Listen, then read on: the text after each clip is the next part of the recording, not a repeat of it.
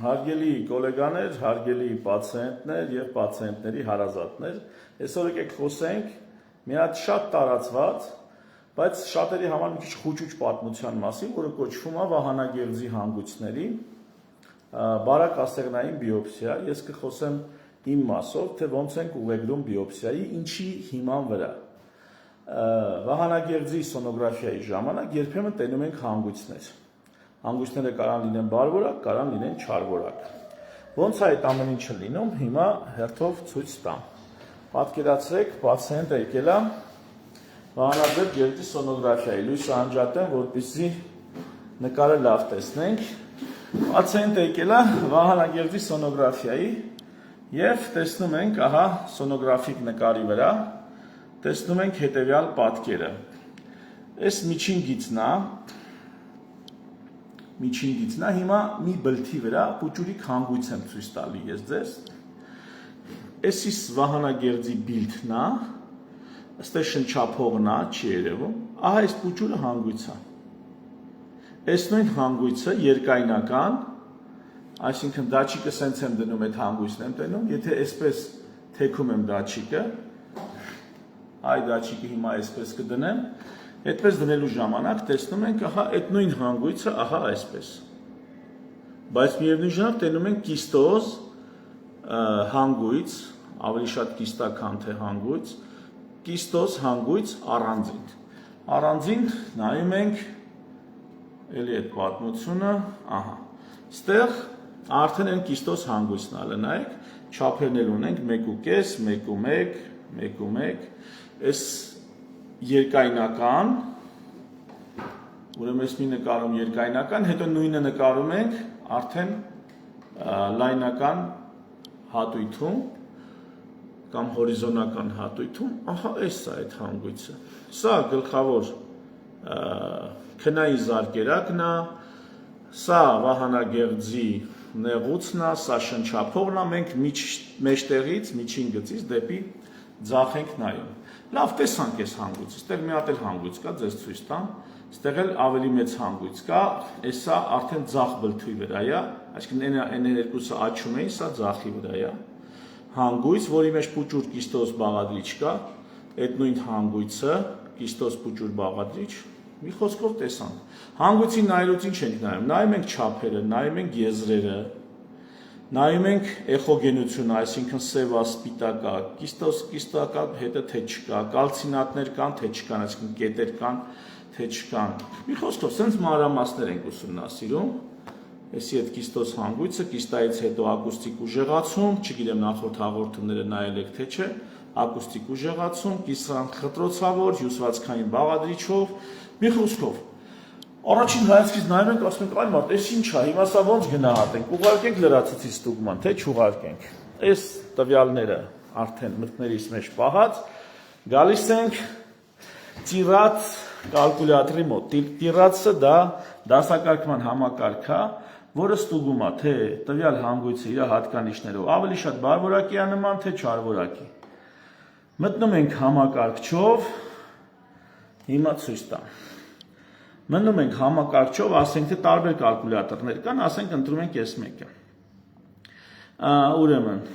տիրած calculation, ու կալկուլյատորով ինչ ենք անում։ Մեզ այստեղ հարցնում է կիստոզա, սպունգանման է, խառն է, ինչն է, ոբշեմ։ Էսի ասում է ցիստիկ կամ գրեթե ամբողջությամբ ցիստիկ, այս ասում է խառը, կիստոզ եւ սոլիդ բաղադրիչով։ Նու սոլիդ բաղադրիչ կար ընդեղ, դե եկեք էսի սենց դնենք։ Էխոգենությունը, դե էխոգենությունը որն է։ Կիստոզը սենց տենես բաներ, հյուսվածքային սենց տենես անեխոգեն է, իսկ հյուսվածքային բաղադրիչովը կարան գրենք իզոեխոիկ, հա։ Եզրերը, այսինքն սա խոսում է նրա մասին, թե հանգույցը այսպես ավելի շատ դաչիկին հորիզոնական է տեղակայված, թե ուղղահայաց, մեզ մոտ դաչիկին հորիզոնական, եզրերը ինչպիսին էր հարթեր, մեր մոտ հարթերը ստերևույթին, եւ գալիս ենք ասում է կալցինատներ բան կա թե չկա, մենք ասում ենք որ տենց բան չկար։ Գալիս ենք կանգնում ենք ծիրած 2 կատեգորիան, այսի արդեն գնահատական է տալի, ասում է ծիրած 2-ա կատեգորիան, չարվորակացման ռիսկը 1.5% է, ասեղնային քննություն կարիք չկա անելու, հետագա հետազոտություն, հսկողություն կարիք չկա անելու, վերևը որ մի քիչ պարամետրերը այլ գրեի, ստե այլ արդյունք կտար, հիմա եկեք են մյուս հանգույցին գնանք, սա թարմացնենք, հիմա գանք են մյուս թարմացած բանը, էսի ասում է կիստոս կամ համարյա թե կիստոս, են մեկը մեր մոտ, սոլիդ էր, են երկրորդ հանգույցը, որ ցույց տվեցի, որ մի պուճուր կիստոս բաղադրիչ կար, էստեղ գրում եմ սոլիդ, կամ գրեթե սոլիդ, գրեթե սոլիդ էր մեր մոտ, որովհետև մի պուճուր կիստա կա, սա արդեն երկու միավոր ի վնաս մեզ, կամ պացիենտի, չէ, մեզ ընդհանուր թե պացիենտի, էխոգենությունը, Էխոգենությունը իհարկե անեխոգեն չէր, հիպերեխոգեն ու իզոեխոգեն, ինձ ավելի շատ դա ես կգրեի հիպերեխոգեն կամ իզոեխոգեն։ Մի միավորել ստեղի վնասնես։ Իչանք այդ մյուս են վերջի հանգույցին, որ ցույց եմ տվել, դա եմ ասում։ Էս էլ իհարկե ու մաշկին զուգահեռ էր երկայնական առանցքով, ստեղ ոչ մի միավոր չկա, եզրերը Գիտեք ոնց է, այդտեղ իհարկե եզրերը կարծես թե հարթ էր, բայց ավելի շուտ վատ դիֆերենցվող էր եւ այստեղ չնայած երկու դեպքում էլ 0 կետ է տալի, մի խոսքով, եկեք դրենք կամ սա կամ նա մեզ հարթը մեկը։ Միավորը դրանից չի փոխվում։ Եվ էխոգենիկ, այսինքն սպիտակ կետիկներ հանգույցի մեջ ոչ սպիտակ կետիկներ չկար, ես էլ գրում ենք սենց։ Այս դեպքում արդեն 3 միավորով դառնում է ծիրած 3։ Սա մի քիչ ուրիշ հաշիվ է, օրինակ այն մյուս հանգույցը, տեսեք ինչ ասում, ստեղ արդեն չարվորակացման ռիսկը 2-ից 5% է։ Եթե այդ հանգույցը մեր մոտ 1.5-ից մի քիչ ավել էր իր երկայնական չափը, եթե այդ հանգույցը 2.5 սանտիմետրից մեծ է կամ 2.5 սանտիմետր է, ապա պիտի գնա բարակ ասեղային քննության։ Եթե 2.5 սանտիմետրից մեծ չի, ինչպես մեր դեպքում, մեր դեպքում 2.5 սանտիմետրի նույնիսկ մոտ չէր գալի, ապա պետք է ընթացքում հսկենք, ինչպես հսկենք։ Եթե 1.5-ից 2.4 է, այ մեր դեպքում այսպես էր, ուրեմն մի տարի հետո, 3 տարի հետո, 5 տարի հետո։ Սա հսկողության ծրագիրն է։ Հիմա կարող ենք սա մենք մի քիչ ձևափոխենք ամեն տարի ստուգենք, ոչ թե թողենք մի հատ էլ 3 տարուց, մի հատ էլ 5 տարուց։ Բայց եթե այտենց հետազոտություն թանկ է, սա գրածային համակարգերի համար, որտեղ ծախսարդյունավետությունը խիստ բարձր է գնահատվում։ Այսքանը, գրեթե այսքանը։ Ուզում եք մի հատ տեստ անենք, փոխենք մի երկու պարամետր, ստեղ օրինակ մի պարամետր ընդամենը փոխեմ, ենթադրենք երկայնական առանցքով հանգույցը ոչ թե այսպես բանա, մաշկին զուգահեռը, այլ այսպես է, իր չափերով ավելի շատ մաշկին ուղղահայաց է, մենակ ես մի պարամետրը փոխեմ, մի հատ տեսեք ներքևում ինչա դառնում։ Դառնում է ծիրած 4, արդեն փոխվում է կատեգորիան, այս դեպքում ոչ թե 2.5 սանտիմետրից, արդեն 1.5 սանտիմետրից պետք է ուղարկես բարակ ասեղային քննության։ Արդեն 1.5 սան, որովհետև այս դեպքում արդեն 5-ից 20% չարվորակացման ռիսկ կա։ Սենց կարանք նենց անենք դառնա միջև թիրած 5 օրինակ։ Այս մի պարամետր դառնում է թիրած 5, այս դեպքում արդեն 1 սանտիմետրանոց հանգույցն էլ պետք է ուղարկես ասեղնային քննության, որտեղ չարվորակացման ռիսկը 20%-ից բարձր է։ Եվ համապատասխանաբար դինամիկ հսկողության ժամկետները լավ փոխվում։ Բայց իրականում ես շատ ավելի շուտ եմ ուղարկում ասեղնային քննության, այսինքն ես 1 սանտիմ, 1.5 սանտիմ, օրինակ, եթե թիրած 5 եղավ, կես սանտիմներ կամ 6-7 միլիմետրն էլ արդեն կուղարկեմ ասեղնային քննության։ Եթե այն տիրած 4 եղավ, չեմ սպասի 1.5 սանտիմի դեպքում էլ կուղարկեմ։ Լավ եմ անում թե վատ, էնդոկրինոլոգները թոնզդից չնեղանան, էնդոկրին քիրուրգները չնեղանան, ես որպես սոնոգրաֆիստ մի քիչ վախում եմ, էլի, ու կոպիտ ասած տառապանքս փորձ ունի, տենց ավելի ճիշտ է։ Բայց ինչու՞մ է խնդիրը, երբ որ փոքր չափերի դեպքում ես ուղարկում։ Փոքր չափի դեպքում, երբ որ ուղարկում ես, այդ օրինակ կես սանտիմանոց հանգույց է։ Այդ կես սանտիմանոց հանգույցի մեջ ասեղով, որ ինքը մտնում է, կարա այսպես ասած փուստ գնա, հենց ճիշտ հանգույցի մեջ չընկնի։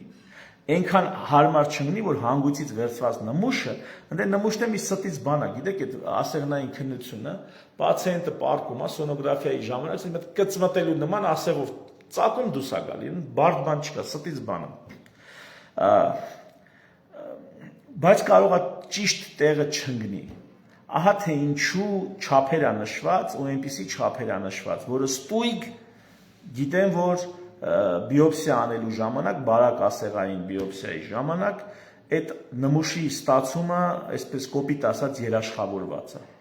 Այնուամենայնիվ, մեզ մոտ կան շատ լավ մասնագետներ, որոնք շատ լավ նմուշառում են իրականացնում, այնպես որ հնարավորինս շուտ, կոնկրետ ես այդպես եմ աշխատում, հնարավորինս շուտ ուղարկում եմ քննության։